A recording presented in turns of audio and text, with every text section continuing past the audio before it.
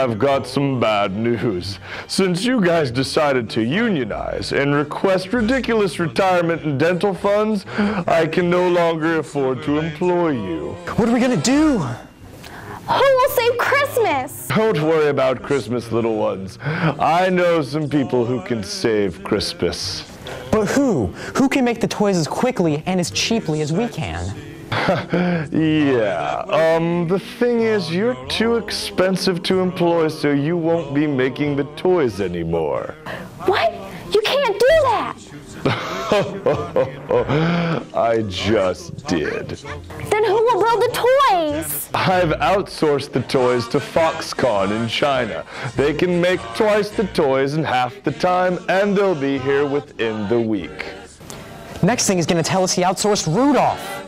Oh, I did.